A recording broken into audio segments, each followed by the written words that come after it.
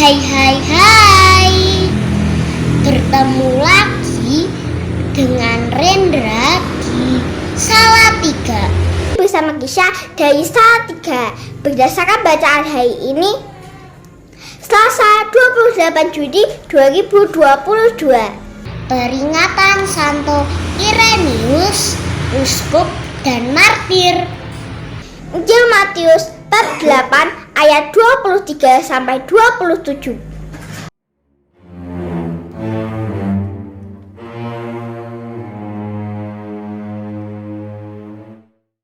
Suatu hari, Tuhan Yesus bersama para murid-Nya sedang berada di atas sebuah perahu di tengah danau. Tiba-tiba datanglah angin ribut. Sebuah badai yang besar menerjang perahu mereka, dan gelombang ombak yang tinggi mengakibatkan air masuk ke dalam perahu mereka sehingga nyaris membuatnya karam.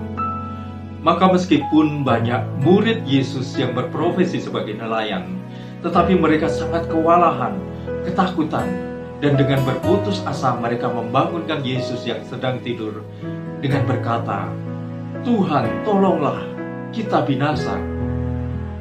Maka Tuhan Yesus menghardik angin taufan itu. "Diam, tenanglah." Dan seketika itu juga, danau itu kembali menjadi teduh sekali.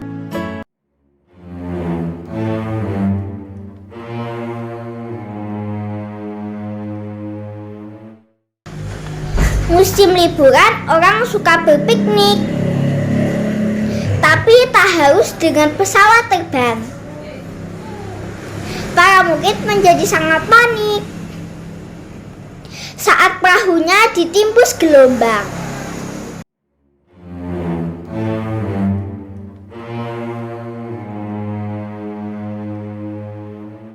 Bapak, Ibu, Saudara-saudari yang dikasihi Tuhan, seperti itu pula lah kehidupan kita di dunia ini, yakni sering dihantam oleh gelombang badai kehidupan, sehingga terkadang membuat kita berputus asa, dan kemudian melakukan tindakan-tindakan yang tidak terpuji, melakukan perbuatan-perbuatan yang tidak berkenan di hadapan Allah, dan bahkan mungkin perbuatan-perbuatan jahat. Sementara kita sebetulnya sering mengatakan, "Immanuel, Tuhan beserta kita." Tetapi kita melupakan kesadaran akan kalimat tersebut. Padahal sesungguhnya dengan kesadaran akan penyertaan Tuhan, sesungguhnya kita tidak perlu lagi untuk takut, apalagi berputus asa. Mengapa kamu takut? Kamu yang kurang percaya. Demikian Tuhan menegur kita hari ini. Padahal sesungguhnya yang diperlukan hanyalah sebagaimana yang dilakukan oleh para murid, yaitu kita datang kepada Tuhan dan memohon pertolongannya. Meskipun dalam bacaan di atas dikatakan bahwa Tuhan tidur, tetapi kita semua tahu bahwa mata Tuhan tidak pernah terlepas dari kita, ciptaan yang sangat-sangat dikasihinya. Gusti ora sare, demikian pepatah orang Jawa.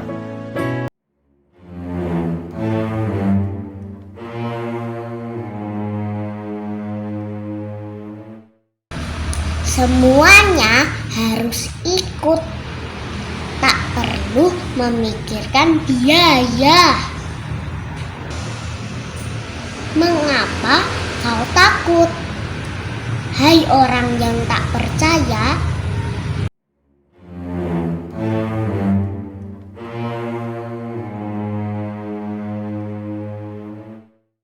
Bapak, Ibu, Saudara-saudari yang dikasihi Tuhan, marilah sebagaimana para murid, kita juga senantiasa mengandalkan campur tangan dan penyertaan Tuhan dalam persoalan kehidupan kita, dalam setiap kesulitan-kesulitan hidup kita.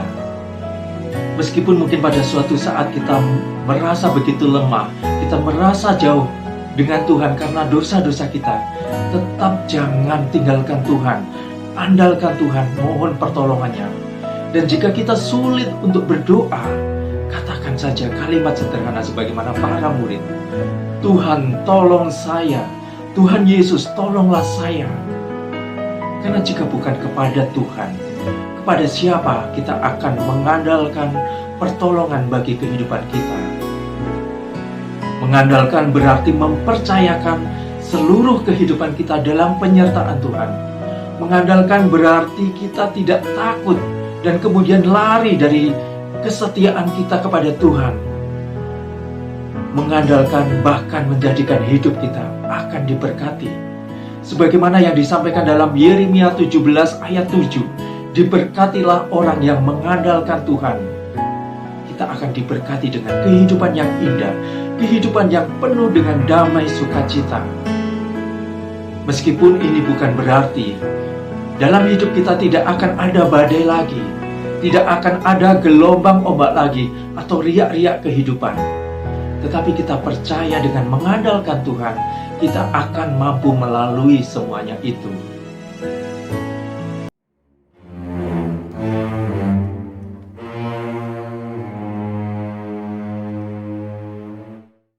Sebaiknya ada panitia khusus agar lebih mudah mengambil peran.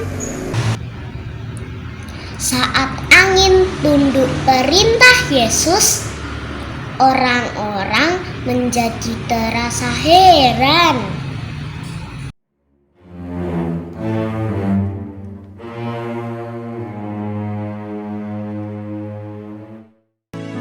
Langit memang tidak akan senantiasa terang, tetapi matahari pasti akan selalu terbit untuk menghalau kegelapan.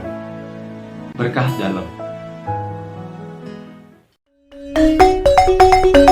Et benedictio Dei Omnipotentis, Patris, et Filii, et Spiritus Sancti, descenda super vos, et maneat semper. Amen. Semangat pagi! Selamat berteguh iman kepada Yesus, Sang Penyelamat sejati. Salam seroja, berkah dalam. Terima kasih, dadah.